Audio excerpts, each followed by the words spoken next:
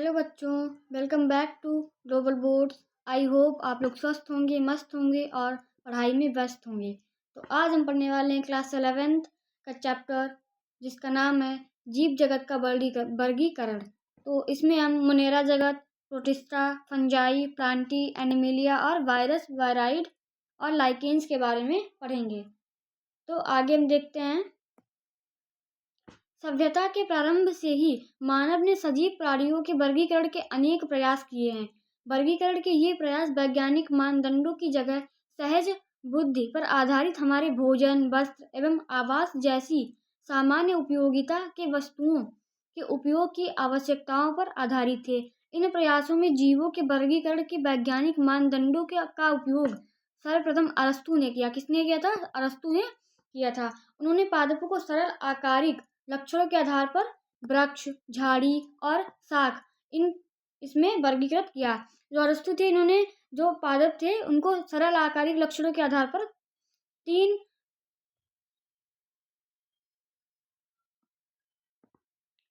तीन भागों में विभाजित किया। जिसमें पहला वृक्ष, दूसरा शाख और तीसरा झाड़ी। ऊपर नीचे हो जाए कोई बात नहीं है।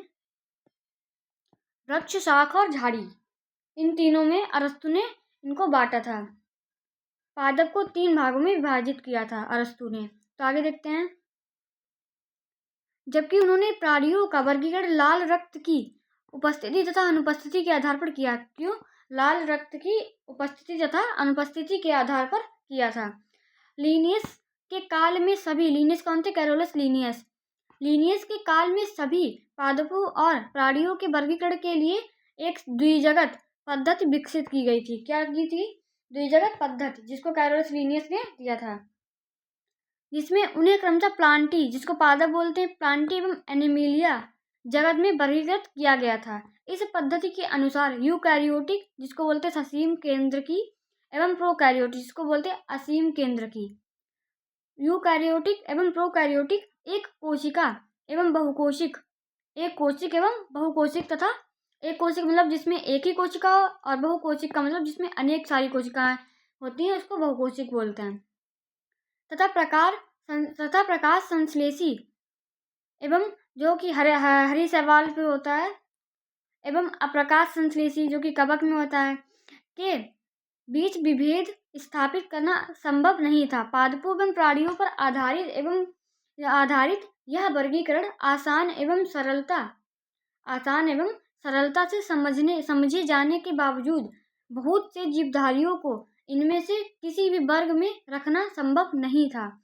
इसी कारण अत्यंत लंबे समय से चली आ रही वर्गीकरण की द्विजगत पद्धति, कौन सी पद्धति? द्विजगत पद्धति, अपर्याप्त सिद्ध हो रही थी। इसके अतिरिक्त वर्गीकरण के लिए आकारिकी के साथ साथ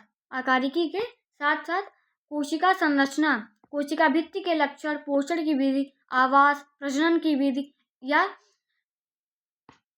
एवं विकासीय संबंधों को भी समाहित करने की आवश्यकता महसूस की जाने लगी। अतः समय के साथ साथ सजीवों के वर्गीकरण की पद्धति में अनेक परिवर्तन आए हैं।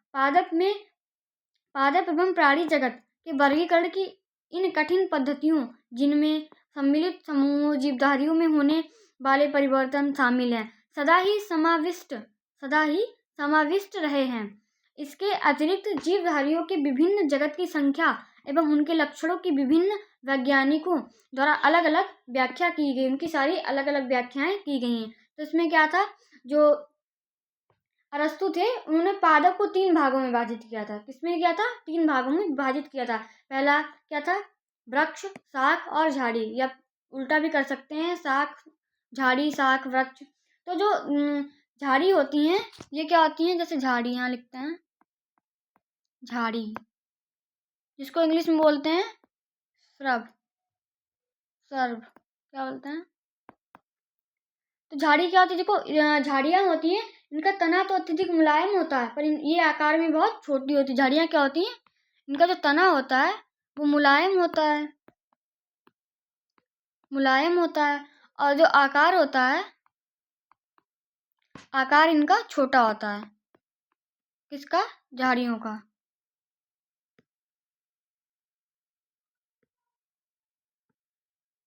तो आगे देखते हैं, कलर चेंज कर लेते हैं एक बार। और जो शाख होती हैं, अब शाख के बारे में जानते हैं।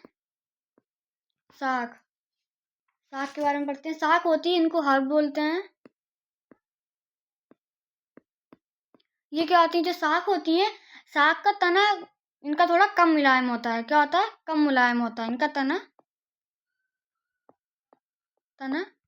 कम मुलायम होता है। क्या होता है?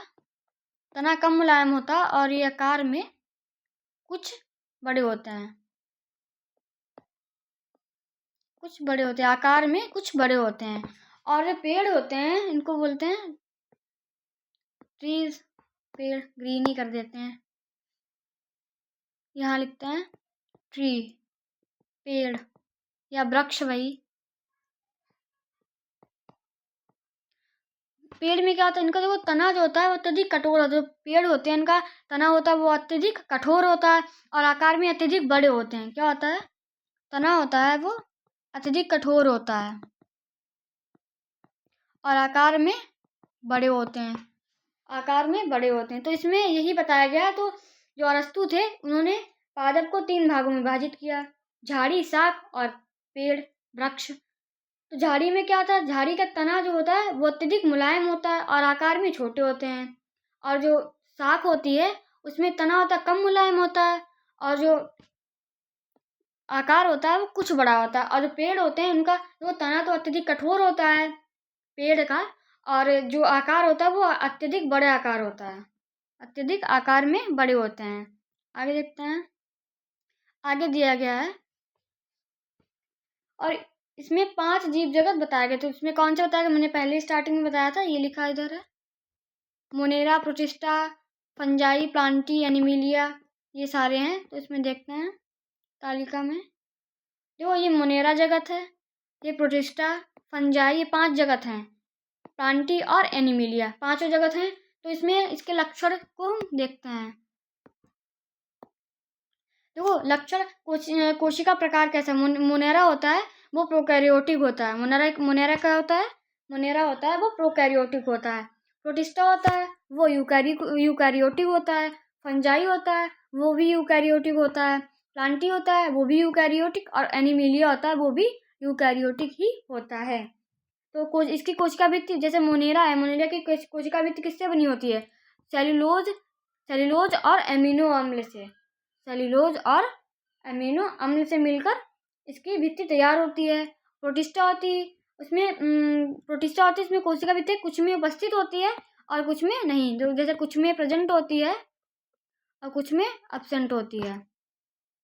और जो फंजाई होते हैं, उसकी कोशिका भित्ति उपस्थित होती है, सेल्यूलोज रहित होती है, उसमें काइटिन युक्त होती है। क्यों? कैसी होती है? जो फंजाई की कोशिका भित्ति है वो काइटिन युक्त होती है और सेल्यूलोज रहित होती है। सेल्यूलोज एब्सेंट होता है और काइटिन प्रेजेंट होता है। प्लांटी की कोशिका भित्ति उपस्थित होती है, इसमें सेल्यूलोज सहित होती है, सेल्यूलोज के साथ कोशिका भित्ति इसकी बनती है। और जो एनिमिलिया होती है, उसमें कोशिका भित्ति अनुपस्थित होती है, उसमें कोशिका भित्ति एब्सेंट होती है, होती ही नहीं है। इसमें केंद्रक झिल्ली, मोनेरा में केंद्रक झिल्ली अनुपस्थित होती है। मोनेरा में क्या होता है? जो केंद्रक झिल्ली होती है वो अनुपस्थित होती है। प्रोटिस्टा में उपस्थित होती है केंद्रक झिल्ली, फंजाई में भी उपस्थित होती है, प्रेजेंट होती है, और प्लांटी में भी प्रेजेंट होती है, और एनिमेलिया में भी उपस्थित होती है। तो केवल मोनेरा ऐसा जगत है जिसमें केंद्रक झिल्ली एब्सेंट होती है और चारों जो प्रणाली हैं जगत, उनमें उपस्थित होती है। काय संरचना, इनकी संरचना देखो, ये कोशिकीय स्तर की होती हैं। इसमें जो मोनेरा है वो कोशिकीय स्तर का होता है, प्रोटिस्टा है वो भी कोशिकीय का होता है, और जो फंजाई है वो बहुकोशिकीय होता है, अदृढ़ ऊतक से बना हुआ होता है। और जो प्लांटी है वो ऊतक अंग, मतलब ऊतक तंत्र से मिलकर बना होता है, अंग या ऊतक तंत्र से मिलकर बना होता है। और जो एनिमिलिया है वो ऊतक अंग और अंग तंत्र से वो भी मिलकर बना होता है। तो आगे देखते हैं, इसमें पोषण की विधि, जो मोनेरा है उसमें पोषण की विधि कैसी होती है? सुपोषी होती है। सुपोषी रसायन संश्लेषी एवं प्रकाश संश्लेषी तथा परपोषी मृतोप मृतपोषी एवं परजीवी। इसमें जो होती है स्वपोषी, परपोषी, परजीवी, मृतपोषी एवं परजीवी, इसमें मुनेरा में तीनों होती हैं।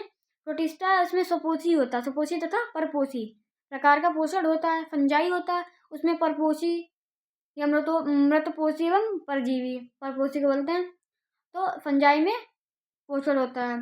जो प्लांटी में पोषण कैसा होता है, उसमें स्वपोषी होता है। स्वपोषी मतलब जो अपना भोजन स्वयं बनाते हैं। स्वपोषी का मतलब जो अपना भोजन स्वयं बनाते हैं उसको स्वपोषी बोलते हैं। और एनिमिलिया होता है वो परपोषी होता है।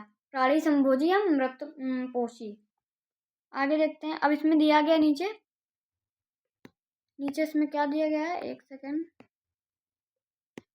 नीचे दिया है सन 1969 में आर.एच. विटेकर, कौन थे? आर.एच. विटेकर द्वारा एक 5 जगत प्रणाली, 5 जगत का वर्गीकरण की पद्धति प्रस्तावित की गई थी। कौन सी?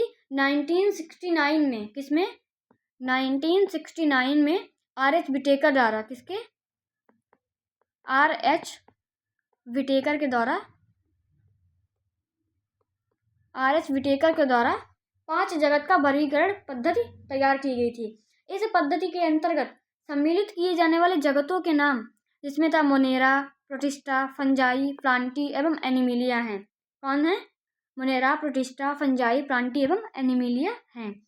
कोशिका संरचना, शारीरिक संरचना, पोषण की प्रक्रिया, प्रजनन एवं जाति वृत्ति संबंध उनके वर्गीकरण की पद्धति के प्रमुख मानदंड थे। तालिका 2.1, ये जो है 2.1 ये तालिका है, में इन सभी जगतों के विभिन्न लक्षणों का तुलनात्मक विवरण दिया गया, जो हम पढ़ चुके हैं। आगे अब देखते हैं अब हम 5 जगत प्रणाली से जुड़े मुद्दों एवं धारणाओं पर विचार करेंगे। जो इससे जुड़े हुए जो पॉइंट्स हैं उनके बारे में हम आगे पढ़ेंगे।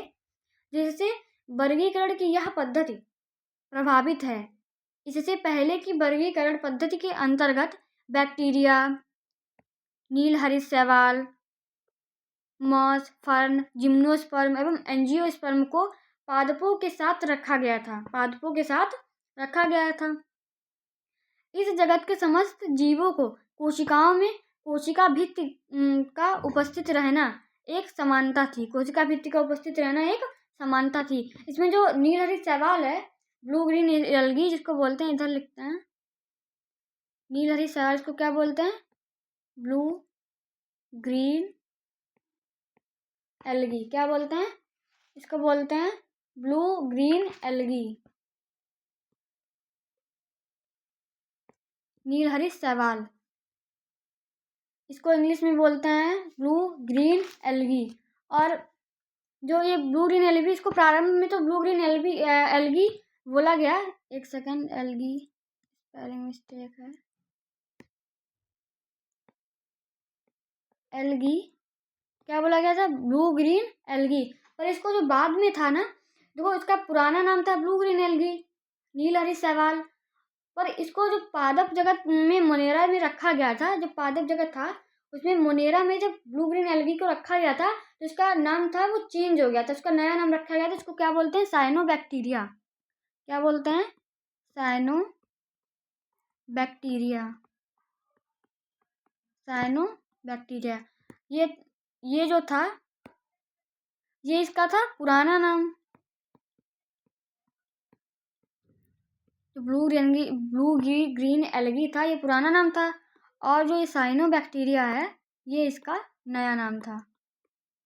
जब इसको मोनेरा जगत के अंदर रखा गया था ब्लू ग्रीन एल्गी को, तो इसका नया नाम रखा गया था, उसको बोलते हैं साइनोबैक्टीरिया। क्या बोलते हैं? साइनोबैक्टीरिया। आगे देखते हैं। जबकि उनके अन्य लक्षण एक दूसरे से एकदम अलग थे। जीवन के 3 अनुक्षेत्र पद्धतियां भी प्रस्तावित की गई थीं, जिसमें मोनेरा जगत को 2 अनुक्षेत्रों में वर्गीकृत किया गया। फिर जो था अनुक्षेत्र में वर्गीकृत किया गया तथा सारे यूकैरियोटिक जगत को तीसरे अनुक्षेत्र में रखा गया था। अतः एक शिष्ट जगत वर्गीकरण पद्धति भी प्रस्तावित की गई। आप इस पद्धति के विषय में विस्तार से उच्च कक्षाओं में पढ़ेंगे। प्रोकैरियोटिक बैक्टीरिया तथा नीलहरित शैवाल या साइनोबैक्टीरिया, इसमें लिखा है देखो, या साइनोबैक्टीरिया को अन्य यूकैरियोटिक जीवों के साथ वर्गीकृत कर दिया गया। इस पद्धति के अनुसार एक कोशिक जीवों को बहुकोशिक जीवों के साथ वर्गीकृत किया गया, जैसे क्लेमाइडोमोनास एवं स्पाइरोगायरा शैवाल। इस वर्गीकरण में कवकों जैसे परपोषिका, हरित पादपों जैसे स्वपोषी के बीच भी विभेद नहीं किया गया, जबकि कवकों की कोशिका भित्ति काइटिन की एवं हरित पादपों की सेलुलोज की बनी होती है। काइटिन की बनी होती है कोशिका भित्ति कवकों की, किसकी बनी होती है? काइटिन की। इन्हीं लक्षणों को ध्यान में रखते हुए कवकों को एक अलग जगत फंजाई के अंतर्गत रखा गया है। सभी प्रोकैरियोटिक जीवधारियों के साथ मोनेरा तथा एक कोशिक जीवधारियों को प्रोटिस्टा जगत के अंतर्गत रखा गया। प्रोटिस्टा जगत के अंतर्गत कोशिका भित्तियुक्त क्लेमाइडोमोनास एवं क्लोरेला मतलब क्या बोलते हैं, जिन्हें पहले पादपों के अंतर्गत शैवाल में रखा गया था। पैरामीशियम एवं अमीबा, ये क्या होते हैं? पैरामीशियम अमीबा, ये सारे क्या होते हैं? ये एक कोशिकीय होते हैं। क्या होते हैं? यूनिसेलुलर होते हैं। क्या होते हैं? यूनिसेलुलर। एक सेकेंड, इधर साइड में लिखते हैं, समझ नहीं आ रहा है यहाँ, इधर लिखते हैं। क्या होता है? यूनिसेलुलर, एक कोशिकीय होते हैं। क्या होते हैं? एक कोशिकीय, जिनमें एक कोशिका उपस्थित होती है, इसको क्या बोलते हैं? एक कोशिकीय। जिनमें कोशिका भित्ति नहीं पाई जाती है। इस प्रकार इस पद्धति में अनेक जीवधारियों को एक साथ रखा गया था, जिन्हें पहले की पद्धतियों में अलग अलग रखा गया था। ऐसी वर्गीकरण के मानदंडों में परिवर्तन के कारण हुआ है। इस प्रकार के परिवर्तन भविष्य में भी हो सकते हैं, जो लक्षणों तथा विकासीय संबंधों के प्रति हमारी समझ में सुधार पर निर्भर होगी। समय के साथ साथ वर्गीकरण की एक ऐसी पद्धति विकसित करने का प्रयास किया गया जो न सिर्फ आकारिक, कायिक एवं प्रजनन संबंधी समानताओं पर आधारित हो, बल्कि जाति वृत्तीय हो और विकासीय संबंधों पर भी आधारित हो। इस अध्ययन में हम R.H. बिटेकर, जिनका पूरा नाम क्या है? R.H. बिटेकर पद्धति के अंतर्गत मोनेरा, प्रोटिस्टा एवं फंजाई के लक्षणों का अध्ययन करेंगे। प्लांटी एवं एनिमलिया जगत, जिन्हें सामान्य भाषा में क्रमशः पादप एवं प्राणी जगत कहते हैं। क्या बोलते हैं? पादप जगत और प्राणी जगत की चर्चा आगे के 2 अध्यायों में अलग अलग करेंगे। अब आता है हमारा मोनेरा जगत। इसमें आगे बोला गया है, यहाँ पर क्या बोला गया था? शिष्टगत वर्गीकरण पद्धति की गई। आप इस पद्धति के विषय में विस्तार से उच्च कक्षाओं में पढ़ोगे, पर हम आपको अभी बताते हैं।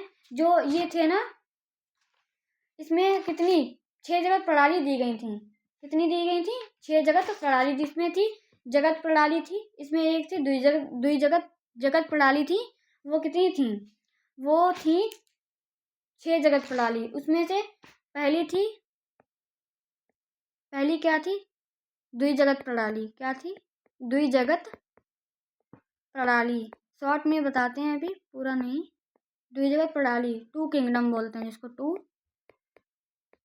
किंगडम। इसको किसने दिया था? जो द्विजगत प्रणाली थी, इसको कैरोलस लीनियस द्वारा दी गई थी। किसके? Carolus Linnaeus. ये कैरोलस लीनियस के द्वारा दी गई थी और इन्होंने बताया था कि इसमें जंतु जगत और पादप जगत सम्मिलित हैं। पादप जगत सम्मिलित हैं। और जो अगली है एक त्रिजगत प्रणाली। क्या है? इंग्लिश में लिखे दे रहे हैं, 3 किंगडम।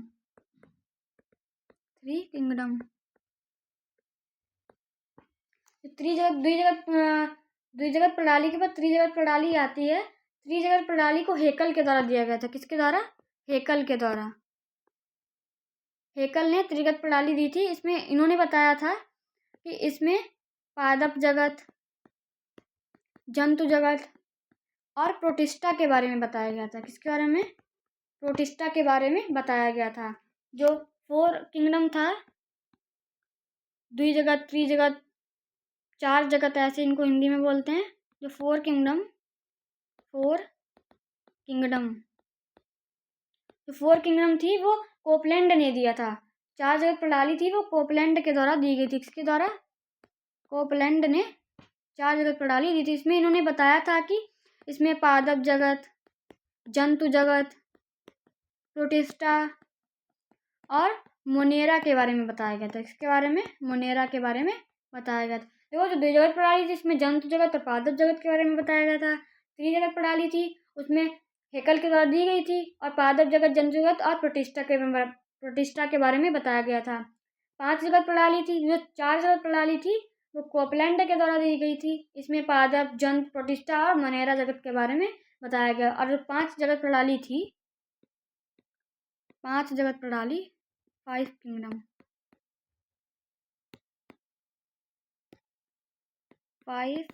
किंगडम, जो पांच जगत प्रणाली थी इसको आर.एच.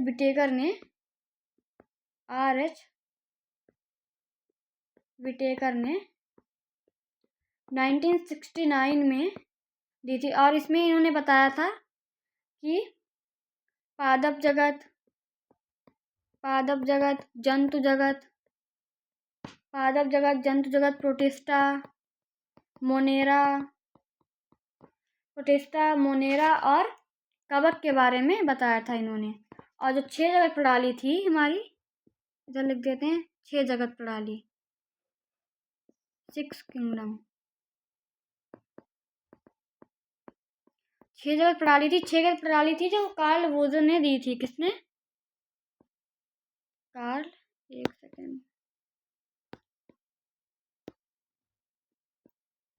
कार्ल वोजर ने दी थी। इसमें इन्होंने बताया था मोनेरा, प्रोटिस्टा, पादप, कवक और जंतु।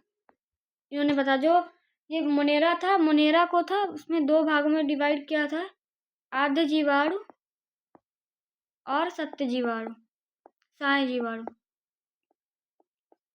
इसमें था मतलब आर्की बैक्टीरिया और यू बैक्टीरिया, इसको बोलते हैं इंग्लिश में आर्की बैक्टीरिया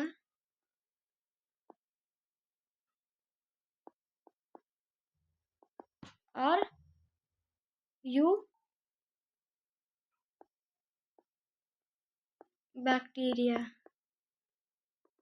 आर्की बैक्टीरिया और यू बैक्टीरिया, ये दोनों कैसी हैं? ये दोनों प्रोकैरियोटिक हैं। क्या हैं? प्रोकैरियोटिक।